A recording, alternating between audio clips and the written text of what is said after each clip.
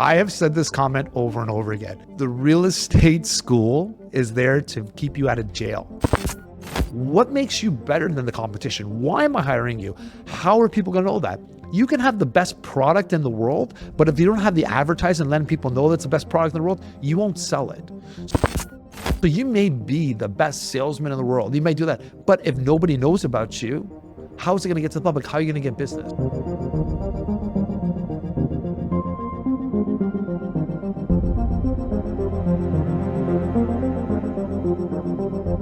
Welcome, everybody, to episode 103 of the DC Talks podcast. I am your host, David Cinelli, and just wanted to say thank you for tuning in. We got a special treat for us today. My producer, Owen, has sent me a couple of videos, wants my reaction on these videos. So same as with the type we did before, I'll review them, I'll pause along the way, get some of my feedback, and maybe Owen might have some questions in the background as he's shaking his head for me, like going like this, what's wrong with you? All right, so let's get into this. So the first one we have is from Brandon, I guess Mullinen. All right, sorry, I don't know. I'm terrible with names. All right, let's get into this.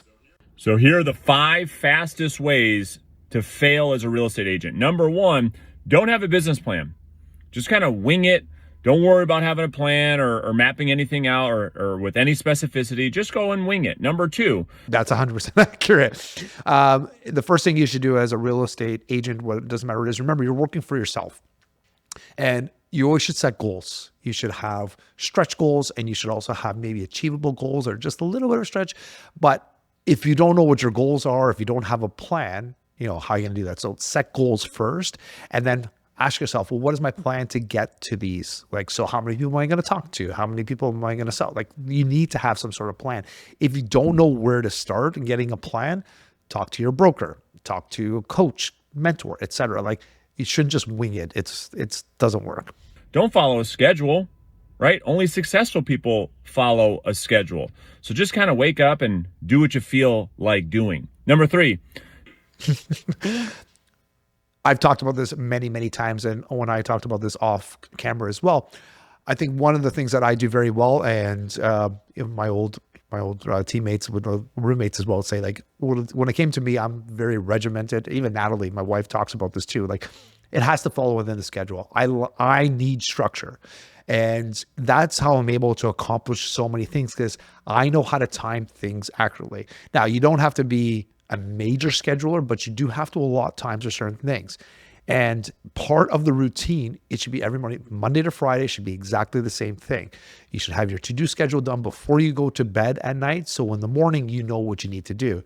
You need to have some sort of, gratitude when you first wake up. Say thank you. I obviously, as you know, I'm Christian. I pray to God. I say thank you to Jesus. I thank you to God that I'm every day on the earth. My next step is I feed the cats. I know it sounds funny. Then I pray, with Chris and my mom. We read the Bible, and then I finish my coffee, and I start my workout routine. So body, mind, and soul are all aligned. And in the meantime, while sometimes I'm working out, I am checking emails, I'm doing that, but I know that structure. So as soon as I'm done, I know I need to make my sales calls for a certain period of time. Everybody needs to have a schedule. Do not think that you can wake up at 12 o'clock and then work until 2 a.m. and be a good real estate agent. Unfortunately, there's so many of us that are doing sales calls before you even wake up. You're going to be left in the dust. So scheduling is important. Waking up is important too. Don't stick to one strategy. Just bounce from one thing to the next. Try things for 30 days. And then just have shiny object syndrome. Just chase every single strategy, what you feel like is the path of least resistance. Number 4. This guy's good. His guy's good. I like that too. Yeah, guys, if it's just because it's not working today, you are looking to build 3 years down your pipeline. And you may not feel like you're getting anywhere, but yes, consistency wins every single time. You can add to that. Once you figure out winning plan, you can add things to it and change things up. But again, you won't see any results if you're changing things up. Plus your focus is gone as well. And people see that your lack of focus, especially if you're not doing the same thing over and over again. If you know how to just repeat, rinse and repeat, continue to do that, you get into a flow and it works better. And then you can add to it. But yes, 100% do not have shiny object syndrome. Number 4, Don't have any accountability, all right? So don't have anybody checking in on you, making sure you're doing the actual work. And So number 4 is great. Absolutely agree with that too. If you want to make sure you're going to lose weight and will work out every day, what do? You got a workout buddy, right? You want to make sure you're accountable. Like most people like to, if the ones that are at 9 to 5, I know a lot of people like the 9 to 5 because they have a boss to answer to. There's certain things that's regimented. Same thing should happen with real estate, whether it's your coach, whether it's your mentor. Those goals I talked about in the first part of this segment, keep yourself accountable and have somebody accountable too. How many calls did you make this week? What happened? What were your struggles? Oh, did you exceed? Well, why did you exceed? Did you not make their sales calls? Well, why not? Right? Accountability is huge in this business. then number 5, don't hire a coach. Go and try to figure everything out on your own. Why would it make sense for you to have someone show you exactly what to do?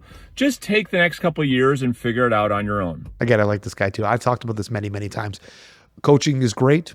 Having a mentor is great, or having somebody, a team leader, especially if you don't know what you're doing. I joined a brokerage that did that for us. So there was accountability in our brokerage. They hooked us up with coaches. They taught us a mentoring program at the beginning, like what you should be doing. If you're going to do this on your own, here's the tools you need to do. There were certain things we had to do per day. We just didn't wing it. And why would you rely on this from somebody else? Well, I keep saying it like to my new teammates that come in, I'm like, I've already made all these mistakes. Why would you want to repeat the same mistakes I've made? Learn from them. You're going to make mistakes as well, but make different mistakes. Don't keep making the same mistakes that everybody else does in the beginning. It'll make you grow faster. So 100% rely on other people to help mentor you, whether it's a coach, a mentor, or a team lead. Line yourself up with a great brokerage. You need to have a brokerage which is going to be with you to ensure that your business grows. You don't want to just look at just fees or, that doesn't matter, right? Like, look, listen, if you get 100% split on your deals and you get 0 deals, you're still not making any money. You should treat your brokerage like a partnership in your business. That is huge. How are they going to help you grow? Worry about when you start making money, then you can negotiate splits and all that and think about that. But it is critical in the beginning to align yourself with a brokerage that will help train you and allow you to grow and encourage you to grow, give you the tools in order for you to grow. Video 2. That is 100% accurate, I guess, not even just in the States, across the board. We've talked about this now, like last year in 2023, like there was over 46 or 47% agents made 0 money. Forget about the average agent. Agents aren't even making 1 deal. And then there's another portion that are making under 9 deals. It's like over 90% are making under 6 deals. So if you look at the amount of hours that people put into this, it's below minimum wage, 100%. People looking at the luxury, and the other thing is you have to take in consideration when you're looking on social media, you got to remember some of those agents are fake. Even if you look at the TV shows, some of those agents don't even do any deals. Like literally, if you look at like Selling Sunset and some of those people, they're not actual real agents. Exactly. Ryan Serhant, on the other hand, is an amazing guy. He makes so much money. He has a team. Those people you should follow. But he talked about in the beginning, Ryan Serhant, that he faked it until he made it a lot in the beginning. Like he wasn't a good agent, but you wouldn't know that from the TV show, right? So his TV show help him get a good career, not the other way around. So in this market, they're 2% higher. In the Toronto Real Estate Board, we're saying, I think there's 90% of all the deals done by the top 10% agents, but only 1% do 25 deals or more. 1%. So you're talking about 1%. So think about that, right? There's 74,000 agents. That's not a lot of agents making good money. And that's spread out across the GTA. So the average agent is living below poverty. This is also accurate. So when you get to this level, in order to make money, you're going to have to spend some money. And it's like, you're going to have to hire high-end photographers to do this. You're going to have podcasts. You need to get your face in front of people. It's not as simple as, I'm just going to pocket all that money. It doesn't happen that way. I know agents that make millions of dollars and are broke because they're spending so much money on advertisement. In the years like this, it's just the money's not coming in. They spend so much money doing this over and over again that they didn't make any money, even though on paper they made over $1 million. It's crazy, but he is 100% accurate. The grass is not always greener. Always got to look into every individual, what they're doing. So be careful when you look at social media, what people are portraying themselves to be. Look at the numbers. And in the Toronto Real Estate Board, everything this guy is saying is 100% accurate. So the question that Owen is asking us on the background, if you heard it, he goes, so how do you talk to new agents to adjust their expectations of how much money they're going to make in the first year? Well, the first thing we do is we sit down, we talk to them and said, listen, like the first thing you have to realize is you're not going to make any money in the first like 6 months. You need to have a line of credit. You need to have savings. You need to protect yourself. If you want to make a go at this, you're going to burn through money and you may not get any of that money back within the year. Like, well, so-and-so, I'm like, and I show them the stats, like, listen, like the statistics wise, you are making below poverty, like this guy's saying. So this is how we are helping the new agents coming in. Now, you might get a rock star agent that comes in, or you might get lucky. Like I got lucky in the first year. I think I had 6 deals in like 6 or 7 months, and then the well dried up. but I was lucky in the beginning. I was able to do that, but I was able to hire the coach and then figure out, okay, where are the gaps? So the expectations you should be doing is if you, like we talked about in the first video, if you hire a coach, if you line yourself up with a good brokerage or a mentor or something, you need to have people in your back that are not just yes people, and they're going to show you the tools in order for you to work. You're going to have to grind it out. The other thing is the huge expectation that people don't tell you about when it comes to real estate or entrepreneurs for that matter is that you need to sell yourself. You need to make yourself a different commodity. What makes you better than the competition? Why am I hiring you? How are people going to know that? You can have the best product in the world, but if you don't have the advertising and letting people know that's the best product in the world, you won't sell it. So you may be the best salesman in the world. You may do that. But if nobody knows about you, how is it going to get to the public? How are you going to get business? So you need to be able to market yourself and how to differentiate yourself differentiate yourself to show you how you are better than your competition. And you can only do it 3 ways, right? Cheaper, faster, and better. You can only pick 2 of the 3. So you can't do all 3. So you got to figure out where you are aligned in that, right? And then having the coach and the mentor that will bring that based on those goals to fruition. You need to, I know I keep saying need, but you literally need to have a plan. This all brings everything into fruition for you. So the question is from Owen, does region matter? Yeah, region does matter, right? So if you're living in Toronto, for example, if the average sale price is over $1 million, great. Like you can do one sale at a 2.5%, you get 25,000. Well, there's other regions where you have to do double the amount of sales to get that. So yeah, and there may not be as many sales. So yeah, I would say that. But the caveat to that is when you get into areas where houses are priced a little bit higher, you do have more competition.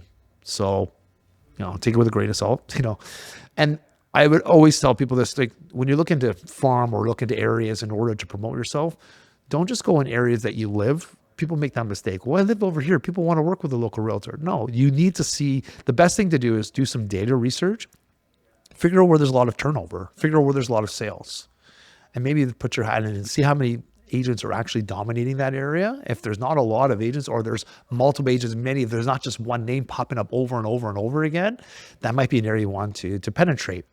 The other thing I would always say too is don't be deceived. Even people in their farming area that have a lot of sales may be up to 20%. That means there's 80% of sales waiting for you to capture on that market. And for the third video, see this? This is how much they teach you in real estate school. Things that they don't tell you about being a real estate agent. Part 1. I have said this comment over and over again. The real estate school is there to keep you out of jail. That's all it's there. It's there to protect your clients. What I'm talking about? Well, it's a way for you not to get sued by your client, other agents, by lawyers. That's what our schooling system does for us. It doesn't tell you how to make any money at all. That's not their job. You got your real estate license, you're going to go out there and quickly realize that you have no idea what the hell you're doing. Classes only teach you the legal aspects of real estate or stupid shit like how land was measured in the 1900s. I always love that. It's like we see those memes and it's like the year 200 of me working day 200 of me working this job, and nobody asked me to calculate the square footage of the acre or something like that, or how many square feet are in an acre. Nobody cares. Even honestly, they made us learn how to calculate land transfer tax. You know what I do now for land transfer tax? I have an app. I put it into my app because they keep changing the rules. So what I learned, it wouldn't be accurate in today's market. So why would I use an outdated tool anyway? It just makes no sense. But I think a lot of that is also to show you that you can actually work, maybe because you really shouldn't. I don't think you're allowed to use calculators or at all. Hey, non-programmable calculators. Anyway, you got to know the steps as the idea. But yeah, it's not a stupid shit you don't need. Yeah, the formulas they've changed now too. They've changed. Oh yeah, they've changed like 2 or 3 times since I've had my license. I've been in the business for about 10 years now almost, and nobody has ever asked me how many square feet are in a yard. I just said that. How many square feet in a yard? It's the same thing. Or how many square feet is an acre?